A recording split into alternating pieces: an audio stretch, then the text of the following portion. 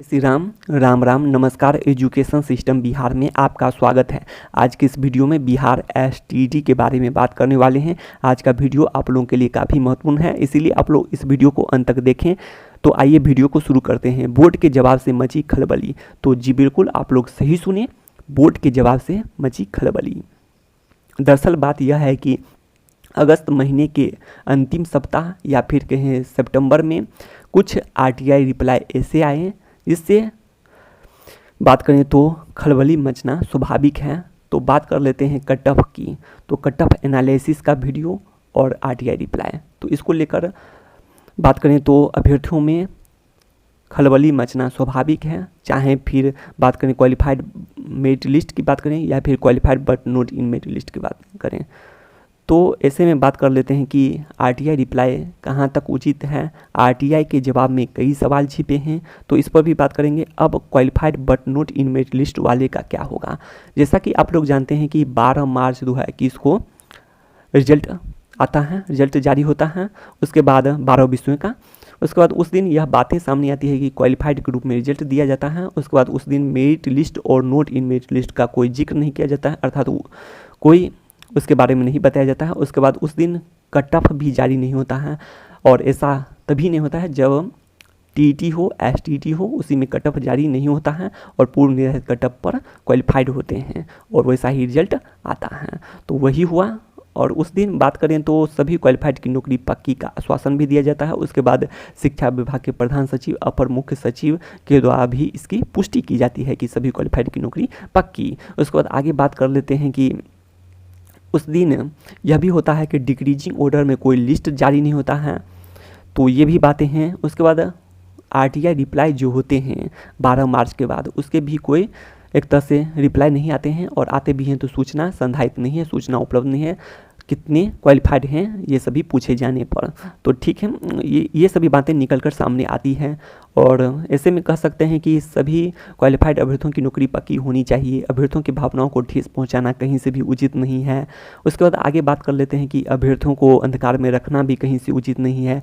अभ्यर्थी जितने भी 12 मार्च को क्वालिफाइड हुए हैं 12 विषयों में, सभी ने अपने सगे संबंधी सभी रिश्तेदारों को बता चुके हैं कि वे क्वालिफाइड हुए हैं और उसकी नौकरी पक्की है।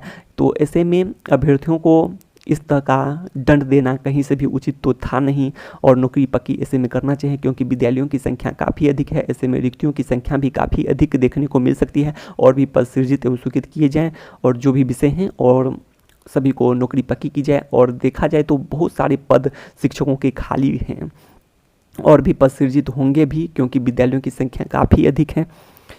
तो इस तरह से नौकरी पक्की किया जा सकता है। तो ये बातें तो कर लिए हैं। उसके बाद देख लेते हैं आरटीआई के जवाब में कई सवाल। तो आरटीआई के रिप्लाई में ही कई सवाल छिपे हुए हैं, उसको भी देखने वाले हैं। तो आइए देख लेते हैं। अब आगे बात कर लेते हैं आरटीआई रिप्लाई के बारे में।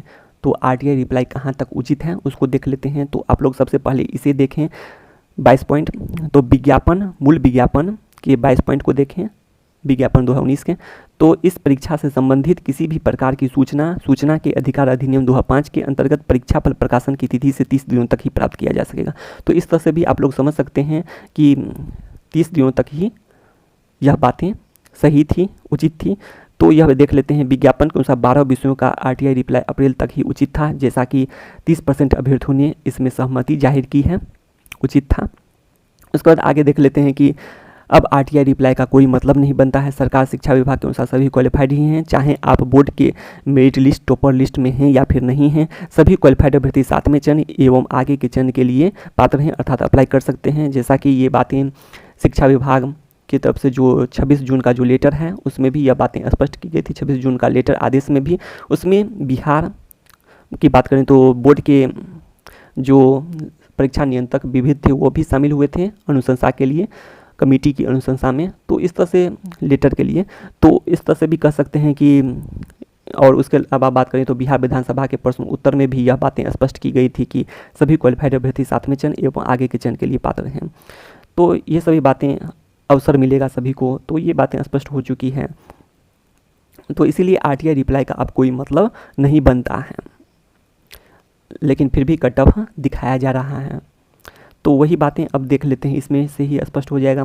तो बोर्ड बहुत से अभ्यर्थियों का, तो ये नहीं बात करेंगे। क्या, यहाँ देख लेते हैं सबसे नीचे, अभ्यर्थियों को अंधकार में रखना, भावनाओं को ठेस पहुंचाना कहीं से भी उचित नहीं है।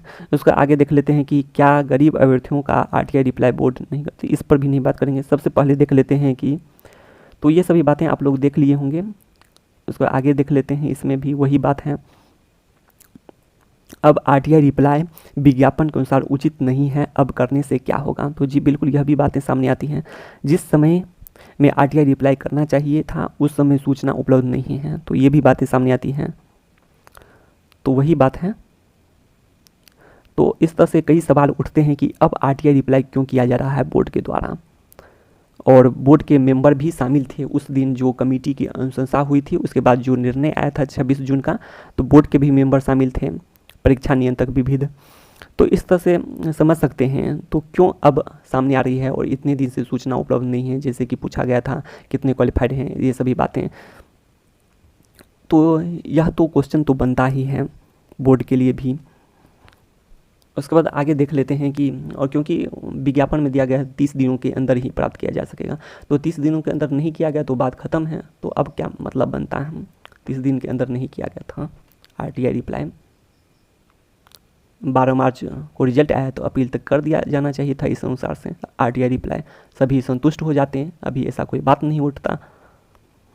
तो इसीलिए कह रहे हैं कि नौकरी पक्की होनी चाहिए सभी क्वालिफाइड अभ्यर्थियों की। अब बोर्ड के आरटीआई रिप्लाई से कोई मतलब नहीं बनता है, क्योंकि यह विज्ञापन के अनुसार भी उचित नहीं है। तो यही बातें निकल कर सामने आती हैं। बोर्ड को अभ्यर्थियों की भावनाओं को ठेस नहीं पहुंचाना चाहिए, बोर्ड को अभ्यर्थियों को अंधकार में रखने वाली बात अब नहीं करनी चाहिए। अब बात कर लेते हैं कि बोर्ड को थोड़ा इन सभी बातों पर भी, अभ्यर्थियों के बारे में भी सोचना चाहिए, और आरटीआई रिप्लाई का अब तो कोई मतलब नहीं बनता है। इतना ही कहेंगे। तो शिक्षा से संबंधित तमाम जानकारी के लिए सब्सक्राइब करें एजुकेशन सिस्टम भी।